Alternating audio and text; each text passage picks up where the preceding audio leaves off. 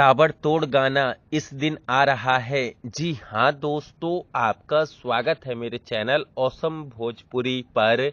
Video को पूरा देखिएगा। वीडियो पसंद आए तो वीडियो को लाइक और चैनल को सब्सक्राइब कीजिएगा। दोस्तों, पवन सिंह का नया बॉलीवुड गाना बहुत जल्द आने वाला है, जिसकी जानकारी पवन सिंह के करीबी ने कल अपने सोशल मीडिया पर एक पोस्ट के माध्यम से दिया था।